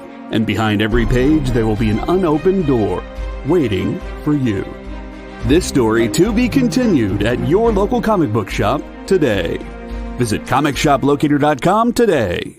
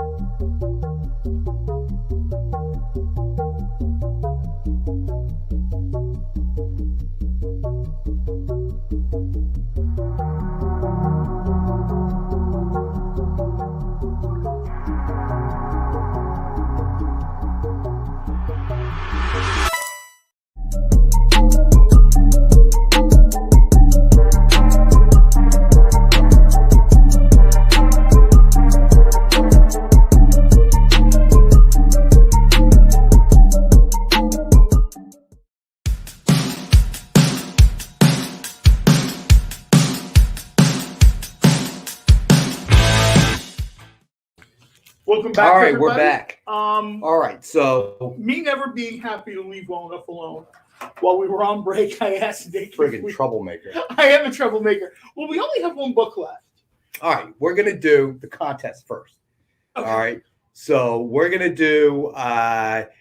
Robbie is going to spin his randomizer wheel of ridiculousness. I don't know. I make up a new name every single time. Spin the wheel, Robbie. All right, it's very simple. It's Rockin' Robbie's revolutionary randomizer of ridiculousness, and You're we're gonna going. email me that. There's no way I'm remembering that. I'm just now starting to remember it. All right, we're clicking the button, and here we go. The winner It's is on the shirt at shoprockinrobbie.com. the winner is Edward Lewis, and remember we talked a lot about Eternals. His comment was, "Thanks, guys. I enjoyed the movie, but agreed with a lot of the points made here." So there you go. All right, so Edward Lewis, right? Edward Lewis. Edward Lewis is going to receive as his prize. Let's see. I'm looking at the back. Masks number 2, Howard Chaykin, high-end black and white, ultra limited edition cover. And it is limited to 100 copies. So that is your prize, my friend. And we will send it out to you. And Robbie, you know how to contact him, or I'll comment below his comment and be like, get in touch with us. beautiful. Masks That'll is work. one of my favorite things So, Dynamite has done. Since it's John's fault that all of these last-minute add-ins were added in, John is going to play the role of Vanna White this evening. Wait, I want to throw one other thing out there. Don't throw anything. All right. I want everybody to get all their friends to start watching our shows.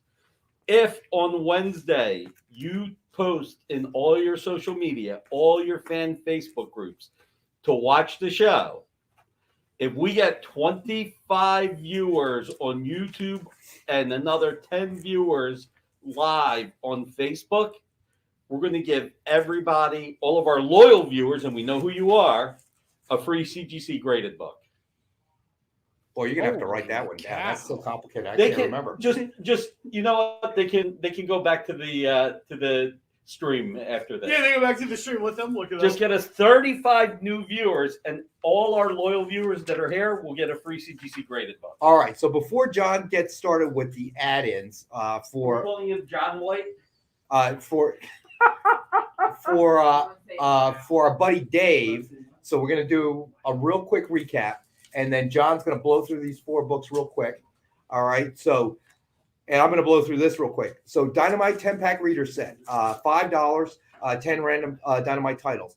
The Walking Dead Deluxe Megamix set includes Walking Dead number 168, variant covered CGC graded 9.8. Walking Dead 150, rare Tony Moore variant cover signed by Stefano Guadiano.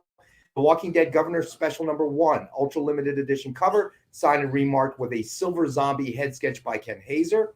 Walking Dead number 150, blank variant sketched edition signed by Stefano Guadiano and remarked with a Walking Dead character sketch by Ken Hazer and signed by Ken Hazer. Doc Savage number 5, high-end Alex Ross Virgin art cover, ultra limited edition. Suggested retail of $75. One of our best offer books of the night, starting at $20. Indestructible Hulk number 1, Scotty Young baby variant signed in Hulk green by Mark Waid. Suggested retail of $69.99. It is one of our 5-star books at $50. Deadpool number 2, ultra limited blood red signature series signed by Deadpool co-creator Fabian Nicieza. Suggested retail of $89.99, and we have it for $50. Web of Venom, Wraith number 1, signed in silver by Donnie Cates. Suggested retail of $69.99. We have one available for $39.99. Death of Wolverine, Logan Legacy number 1, signed by Charles Soule. We have one available for $19.74. The year that Wolverine first appeared. Let's see. Deadpool Illustrated was claimed by JD. Star Wars Darth Vader was taken by Creative Keep. Star Wars Gamorrean taken by Ron. Star Wars Mandalorian taken by Creative Keep. Justice League number 1, signed and cover sketch of Lobo by Ken Hazer. Suggested retail of $89.99. Best offer book. And Ron's currently in the lead at $25. Harley Quinn number 1, Dynamic Forces exclusive cover. Limited edition head sketch by Ken Hazer. It is a best offer book. JD Berry is currently in the lead at $25. We also did the Batman number 118, Todd McFarlane Spider-Man Homage variant by Victor Bogdanovich. CGC graded guaranteed 9.8. The Gunslinger Spawn went to Ron. Woman of Marvel number 1, 9.8 went to Ron. Let's see. And then we had the Women of Dynamite Vampirella Bust by Arthur Adams. It is one of our best offer items. Currently, Lars Mann is still in the lead at $50. Nice. Sorry, Dave, I know, but we've got 4 more books here that John went shopping for. Fast? Yeah, I went too fast. I'll try to do a full recap in a minute, but I'll focus only on the best offer items. Why don't you throw up what you got there? Oh, you know what? Let's do this last book real quick. Okay. Legion Lost, signed by Tom DeFalco, Silver Signature Series. Tom only signed 10 of these. This is number 6. Legion is one of my all-time favorite books. They've done a million different versions of this. Legion Lost is one of those things where that cover is, I think, Timberwolf. I really like what they did with Legion Lost. Right. They really tried to connect some of the different eras and stuff like that. So Stevie B is going to 30 on the Lobo cover art. Okay. All right. So let's Did you see Dave's bid You on want the to tell them statue? how much Legion Lost costs? Legion Lost. Did you throw it up there already? He already threw it up Yep. there, but we'll do it. We'll do it anyway. Legion Lost #0, signed in silver by Tom DeFalco. We have one available tonight for $29.99.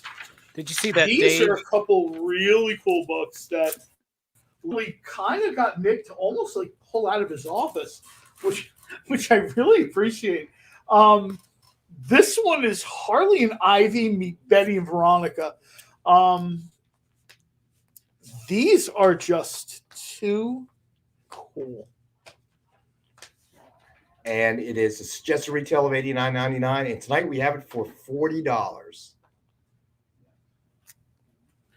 Ken Hazer sketch. Something from Ken Hazer for $40 is nice. It's really nice.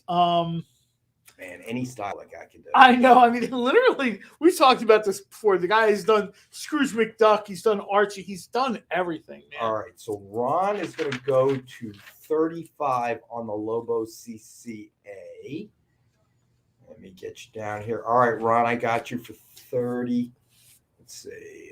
35, Ron. Got you, buddy. This is a book. I love this character. This is a character I've loved probably 35 years, maybe more. Man Bat. This is a character which I really wish that, I wish they would do more with this character. This is covered by Kevin Nolan. This is the Dave Wielgaz run. Very cool cover on here. So let me get this straight, John. You don't like Batman, but if we reverse those two words, yes, Bat, I think Man Bat's the more interesting character. All right, what was the price on that again? The MSRP is $40. Tonight it's $20. And it's a real nice Kevin Nolan cover. Kevin Nolan is one of those guys that doesn't do quite as much as he used to, but man, oh man. Yeah, his inking's spot top notch too. Yeah. Kevin Nolan did some stuff with like aliens and stuff like that. I'm like, go find it. Go find it. This is another. We just love Ken Hazer. There's no way to put it. This is Dark Knight 3, The Master Race. Number 1.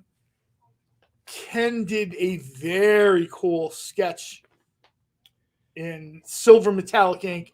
We've talked a lot about how tough working in silver metallic ink is. Absolutely. This is, I think, an $89.99 book.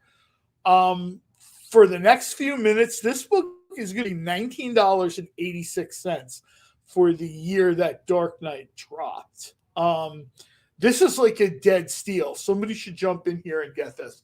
This is a $90 book for under $20 with a Ken Hazer signature and sketch. I don't know if we could really do any better than that.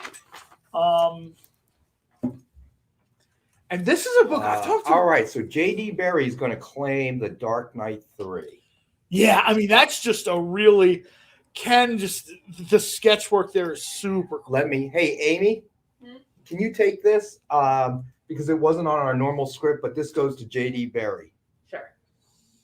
Just to keep it straight, because John added in all these books at the last minute and making headaches. Well, we were sort of running a little bit short, and I haven't been here for a while. We haven't all been sitting at the beach for weeks. Okay, buddy? This is a series which I thought was cool. If I remember, Judge Dredd is not everybody's cup of tea, but Judge Dredd is just it is iconic. They've done a couple different versions of this. I believe there was the gold badge. I believe there was like a steel or maybe a black or white badge. There were a couple different versions of this. This is the gold badge. Signed by Dwayne Straczynski. This is another book that's $89.99, gold signature series.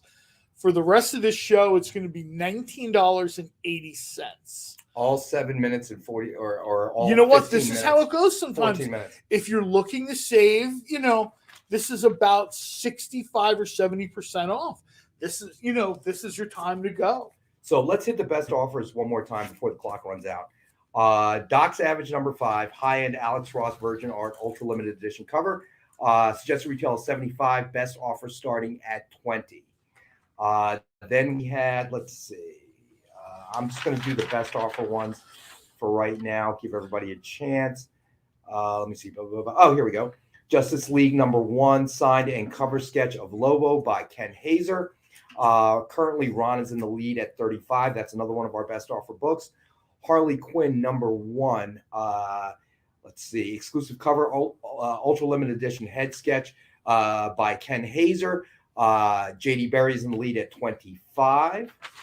And then we had the Women of Dynamite Vampirella Bust by Arthur Adams.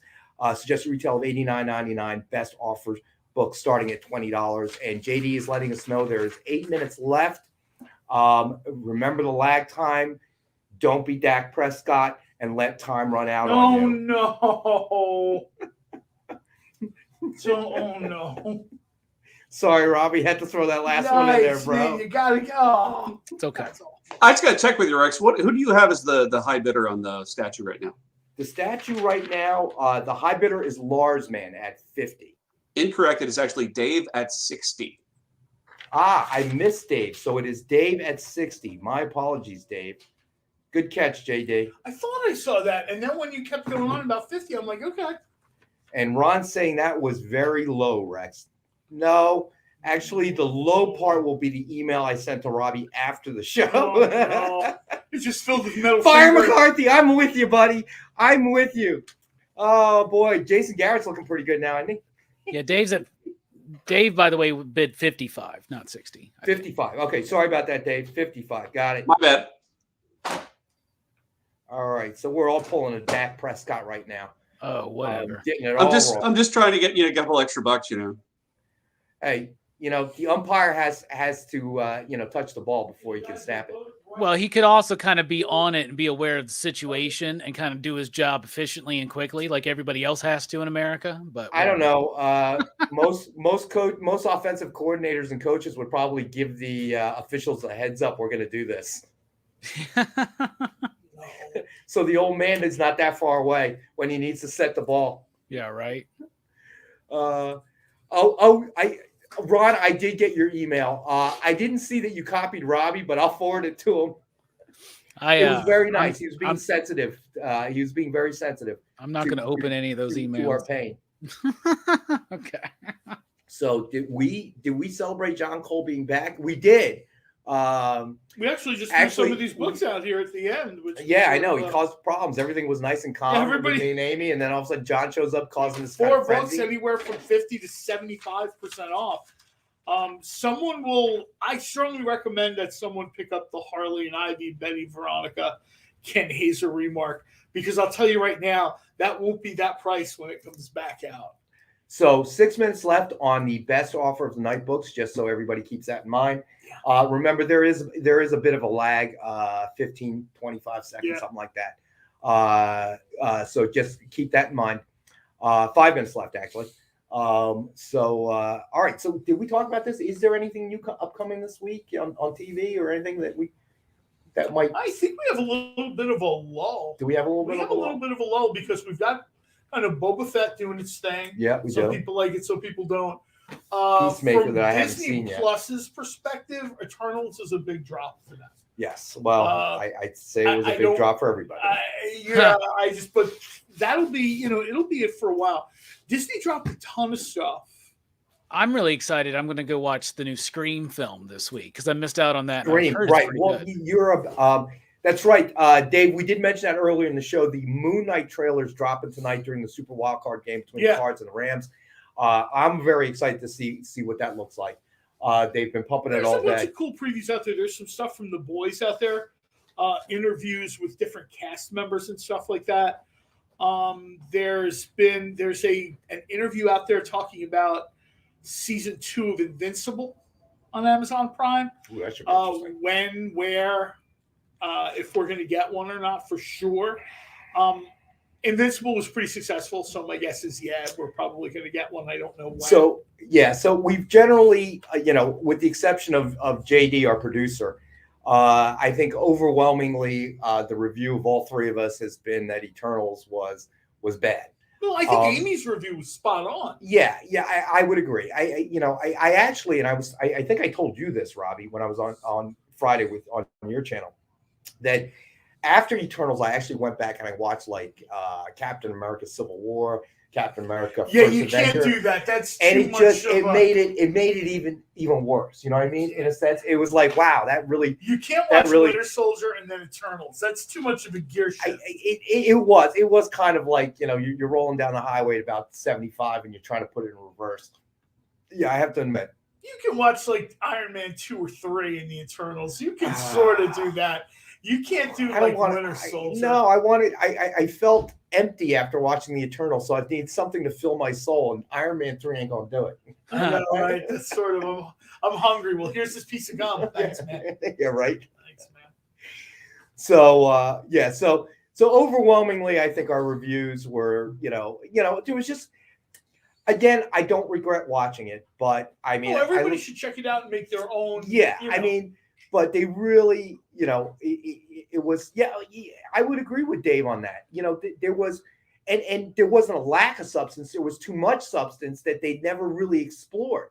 That was the key issue for me. For a fraction of the money they spent, I could have done an Evil Ernie animated movie that people would have enjoyed a lot. You know, I thought that the Gilgamesh Thena thing was going to go somewhere, and then they killed him.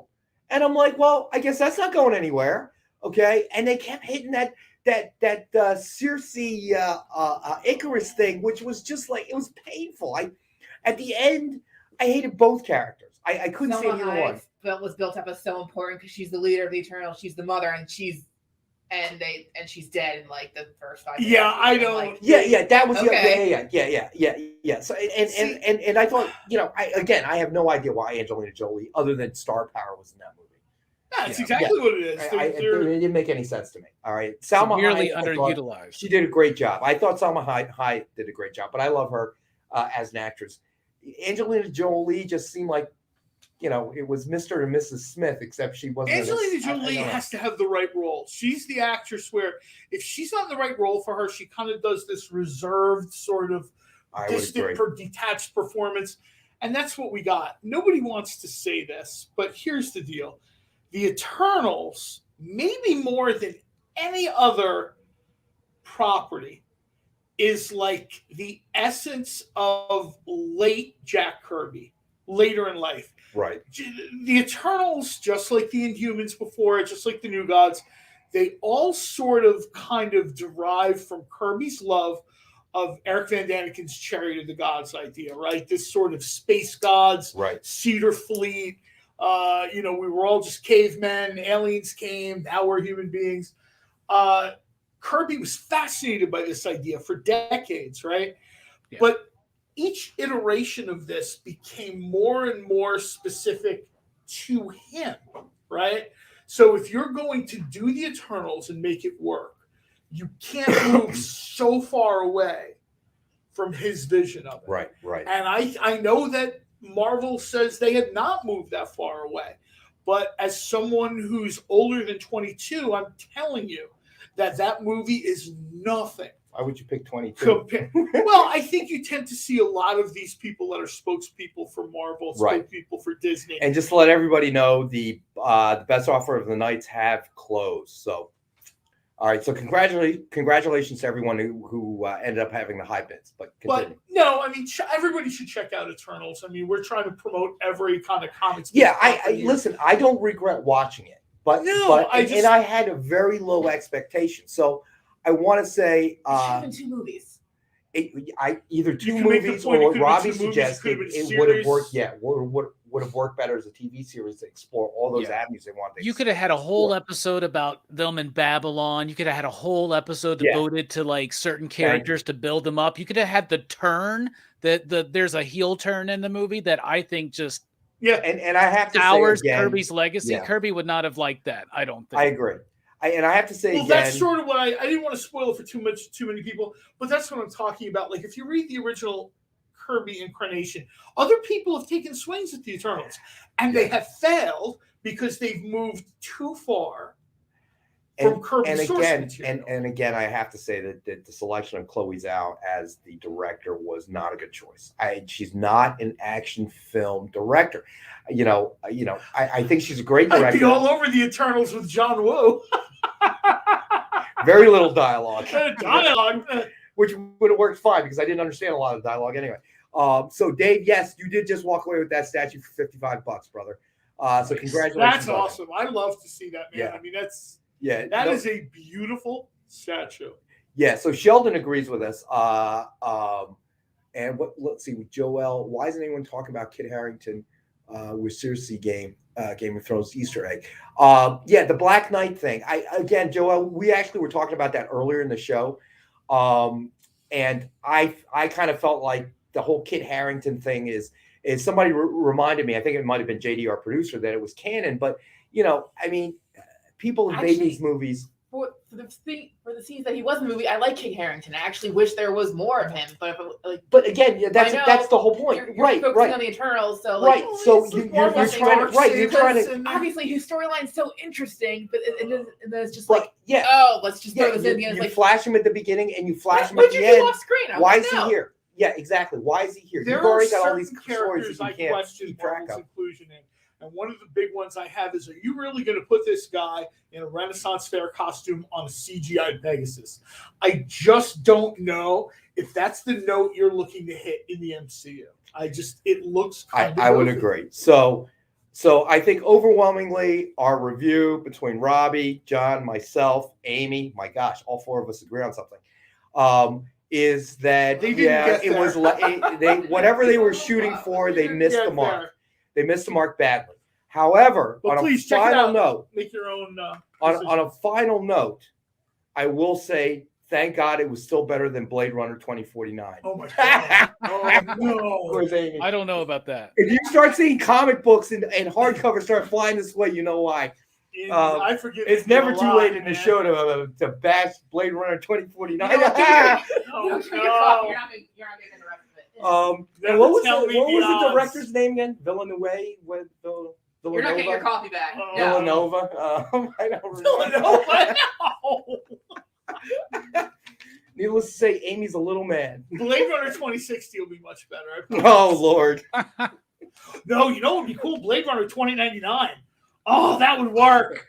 With Yes, Spider-Man. Dave, I'm a little crazy. That's why they picked me for this role. It's not all the Pistons are firing. We have to thank everybody for joining us. Yes, thank you for buying books. Those of you who didn't buy books, shame on you. No, I'm just kidding. Thank you for joining us, everybody. We'll be back on Wednesday. New comic book day. We'll be back with what's his name again? So I've been gone for a while. We'll be back on Wednesday, 6 to 8 Eastern, with our buddy Alec, AR Comics. Just kidding. Friday we'll be here from 7 to 8 with our original art show, and then starting at 8:30 we'll be on Bueller's channel. Nikki's gonna be in a force field. doing like our thing protective there. Force field. What's that? We have to get a filter that makes him look like he's in a force field. That would be so cool. We'll talk later, JD, our We'll producer. talk later. See what we can do about that. As always, thank you, Robbie from Pop Culture Philosophers, Yeah, joining us. seriously, you had a lot of context to what we do. Seriously, thanks a lot, man. And as always, we appreciate all the Check viewers. out his channel. of Yeah, course. make sure you check out his channel. Some great content. Doing a movie review tonight, right? That's right. That's Super- right. Super Mario Brothers. Yes. Contest ongoing. Yep. And make sure to like and subscribe to his channel. And if you get a chance, please like and subscribe to ours as well. So we will see you guys next Wednesday, and I will be on Robbie's channel on Friday. Thanks again, everybody. Take us out, JD. Thanks, everybody. Bye-bye.